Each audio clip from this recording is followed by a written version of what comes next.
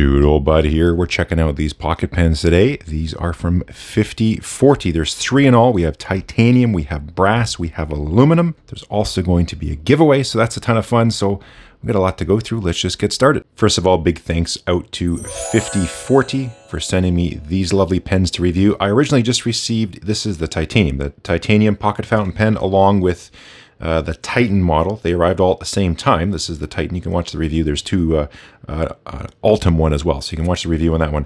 But those pens arrived at the same time, which is a while ago. I was set to do the review of the Pocket, but before I did, he said, actually, could you hold on? He wanted to send along a couple of the other materials so those could be shown too. And I said, sure, that's not a problem. So I waited a little bit. They arrived, but I told them I'm going to have to give these away, right? So I thought that's kind of fun to do. But we'll go through all 3. I'll give you the details on the giveaway and whatnot. Let's just jump right into the weights, because that's the biggest difference with the pens. Dimensionally, they're all the same.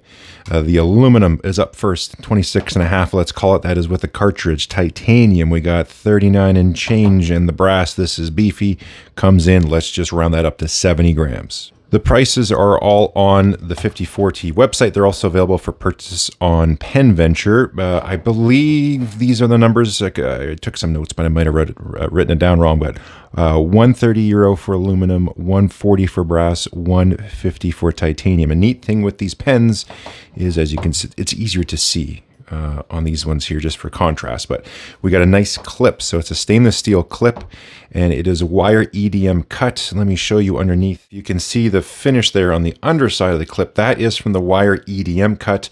On the top, there is like a brush sort of polishing that goes on to give that type of contrast. You can also see some little flashes off of here because there are 3 flat spots on the pen. The side ones, if you didn't have the clip on there, then they would sort of work a little better, but the clip is sort of the roll stop on the other sides. But it has that on the bottom, which is quite nice. That's on all the pens, so it is quite handy. I do like that feature on the pen, so you can set it down like so. The clip is very, very strong. It has a lot of give to it as well. I was actually sitting down with someone when I got this and showed him like just how much you can bend this, but then I took it way too far. It didn't quite come back down to the body, so I adjusted it and it's okay now. I will show you how it goes together. He actually left this one, you can see the contrast issue I have, unglued. So there's an interesting feature here with the pen. So you can see it coming off there. So it has like a wedge effect. I forget the exact angle. It was something like 22 degrees or something like that. I'll flash it here on the screen. I had it in my notes and I can't find my notes, but you can see how there is a wedge that goes on. So that's also on the clip, if you can see that little angle there. So that slides in like so. And then there is a very high grade industrial adhesive that he uses that's used in aviation. I think it has to do something with the fuel pumps, how they're held within the wing, something like super critical for aviation stuff. Like there's no messing around. So that adhesive goes on there to secure the clip. And he even included his little assembly jig. So this is a little tool he used. You can see it's worn out a little bit because he's been using it. This is one of the ones he just reprinted some more for himself, but it just slides in like so. There'll be adhesive and all this other stuff that goes on, and then it goes like that, and it drives the clip home. So that's how those go together. He left it unglued, but I will be gluing it back on before it gets sent out to the winner. It is super critical that you use the right adhesives. You wouldn't just go get some super glue, or even, I mean, I guess you could try it, the epoxy that you get at Home Depot or the dollar store or whatever, but that's, I don't do things that way. So this is the proper stuff I'm going to be using. This is this Loctite E20NS. I have gone through tube after tube after tube of this stuff in precision laser measurement equipment. That's like nothing can move. This is the stuff that we used a bunch for optical assemblies and all sorts of things. It's a 2-parter. You even have to have a proper gun so it comes out properly. There are mixing tips, all this kind of stuff. So this is the glue I'll be using, the adhesive I'll be using when I put this back together. So you can rest assured this clip will not be coming off. Let's show you more of the pens. As you can see, you have the Fifty4T logo laser engraved there on the pen body. It is on all of them. The brass included. Oh, the brass, by the way. That's why I have this pen out here in the back. This is the Enso Bolt in brass. If you go on his website, the brass pen looks like it's this finish, the bright finish after machining. You won't see this one on here. So he sent this one over because he did a blackening to the brass. He gave it an aging process. I've actually done the same aging process. This is a brass coin that I laser engraved. If you want to see the video, I'll leave a link down below. You can watch how that went along. So this brass coin was bright and shiny like this pen here, but you give it a treatment and it comes out looking antique. So he tried that on his pens, and he also was asking, for viewers to leave a little bit of feedback. If you were in the market for a brass pen, would you want it to come out shiny like so? That's what he has on his website currently. Or would you be interested in something like this, that type of treatment? Let's show you a little bit more. So obviously you unscrew the cap. This is the only thing that I think could be a little better on the pen is just the number of turns. Now I guess it's just slightly different on the pens, but it's right around 3.5-ish, I believe, 3.5, yeah, 3 and change. So it's a little bit high on the turns. The one thing with it is it glides really nicely. There's a Delrin liner on the inside, so it doesn't feel like as many turns. But yeah, if you turn it slowly and you do it like this, you're not going to like it. But this is a nice, quick one, so it doesn't bother me as much. But yeah, fewer turns would be better. It's also a screw to post. It is a 4-start thread. Of course, I'm whipping everything around, so I'm getting ink on my hands. It's a 4-start thread, so there are 4 positions where you can start it, which will dictate where the clip ends up. So if you want the clip to line up with the nib, you start it with the clip kind of in line and you spin it on and away you go. It's a little finicky because the spacing is tight, but yeah, you'll get sort of the hang of it. But that allows you to put the clip whether you want, over here or here on the bottom, wherever you like it to be. For me, I like to have everything lined up. The pens are cartridge only, but you can eyedropper some of them. You wouldn't want to do that with the brass, but you got the anodized aluminum and the titanium. You do have an O-ring in there. If we're getting some focus, there you go. So you have an O-ring, so you can eyedropper this if you want. I'm not an eyedropper kind of guy that much, so I haven't eyedroppered them. They all just have cartridges. They all work just fine. It is equipped with a number 6 size nib, and you can see it's got the engraving on the nib. The black anodized one has a black nib. And actually, it pops really nicely on the nib there, the engraving, so it stands out quite nice. But yeah, standard international short cartridge is what it takes. You can eyedropper with some of them. I've just been using cartridges. There is that new Kaweco converter. That's the thing with these. It's to get the nice dimensions for the pocket size pen. And a lot of pocket pens have this where you can't use the standard converter we're all used to in the pocket pen. People say just make it bigger, and if you make it bigger, you do change the dimensions quite a bit. And so to get them this size, whether like this pen, there's the Enso Pocket Puma, the Gravitas ones, there's the Namasu ones, the Shone design. I have a whole bunch of pocket pens, and really none of them do a converter. But there is that new Kaweco converter. I should get my hands on one and then just test it on a bunch of pocket pens to see which ones accept it. It would be interesting to see if these ones accept it, because that is the one little thing with the pocket pens. Most of them are cartridge only, and yeah, it does restrict you a little bit more. I'll do a size comparison just momentarily, but I thought I'd just give you a quick little flyby of the pen so you can see all the little details that are on here just to see what it looks like on the back side. Instead of it being flat or pointy, if you can see that, it's dished, it's domed a little bit, so that's a nice little feature. It feels nice on the finger. And here's a look at the black anodized one, the aluminum anodized. Let me pop it out so you can see it. So yeah, I like to do close-ups that way. Sometimes you look on the websites and you can't quite see the things you want to see, so I'm hoping just by showing you here, you're able to see what you want to see. The whole clip is coated as well, so that'll be like a black PVD coating.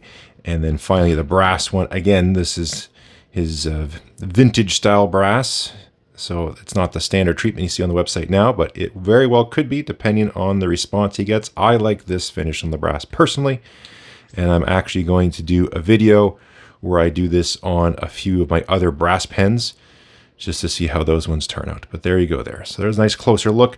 Let's get you the size comparison for the size comparison today. This is the new Gravitas pocket pen in stainless steel. This is the Namasu pocket pen titanium.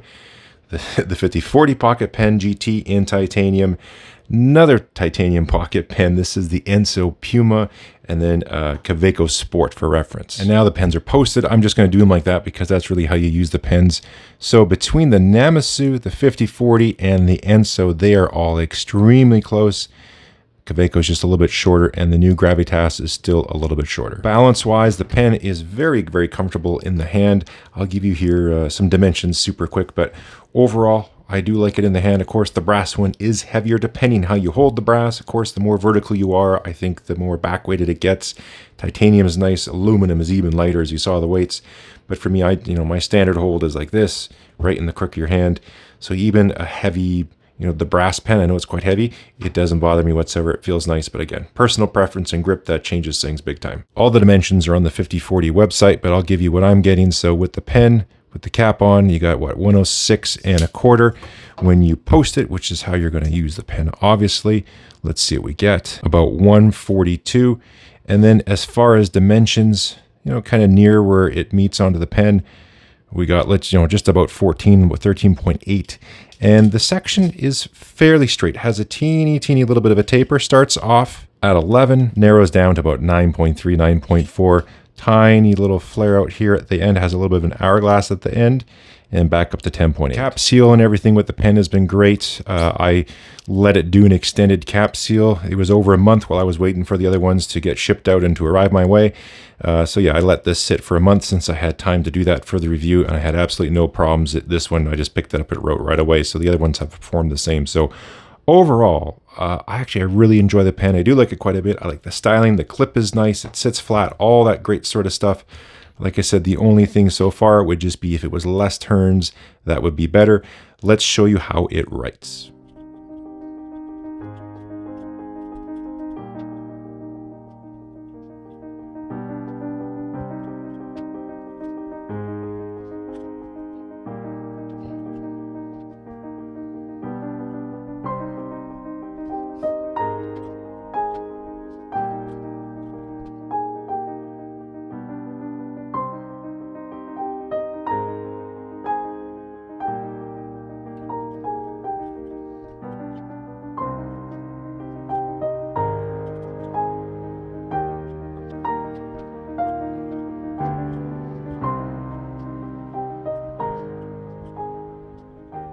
Like I said, I've had this pen for a long time since these were delivered, so it has been quite some time since I've had it, so I put a lot more miles on the titanium. The other ones work exactly the same.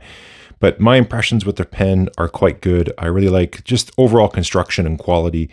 The surface finish is fantastic. The Delrin liner, all that great stuff. I like the clip. I like the roll stops, flat spots, all that kind of stuff. It writes well, balanced, just everything great about it. I mentioned here, for me, at least everyone's different. I would probably, and I have been using this more for sort of longer sessions versus a quick note, simply because of the unscrewing of the cap and then screwing on to post the pen.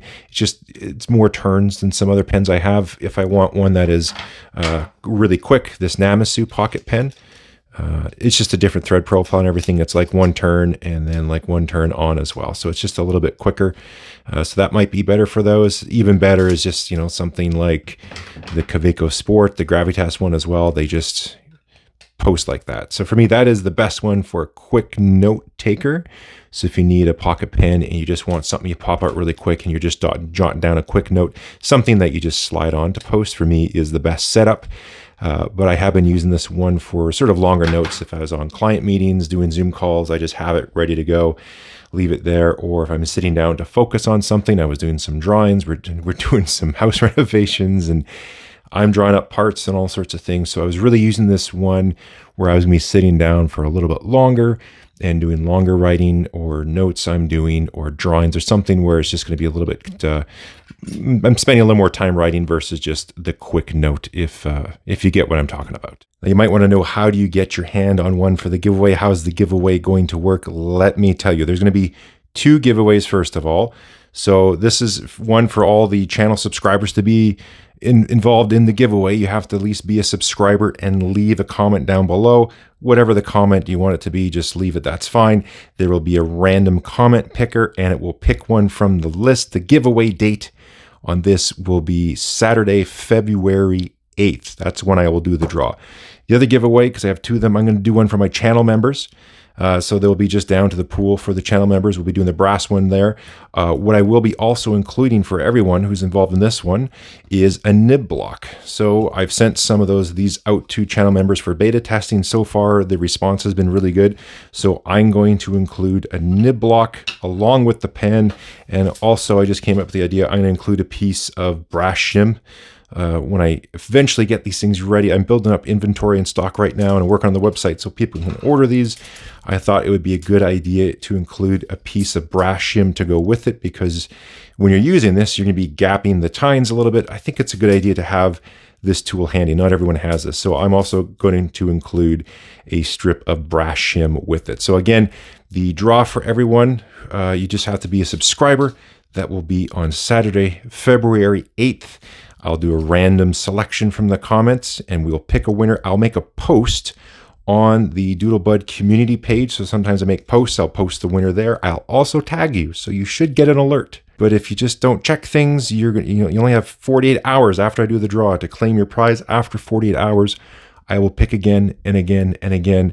Lately, it's been good. Sometimes I've had to pick 5 or 6 times. So that's the way she goes. Try to check out your notifications and alerts on your new YouTube, because the worst thing is if your name gets picked and you didn't know, then you don't get it. Okay, we're going to sign off there. I'm going to get the glue ready, the adhesive ready to glue that clip back on. Also, this gave me an idea. I saw this cool aging here on the brass. Like I said, I've done it before on this coin.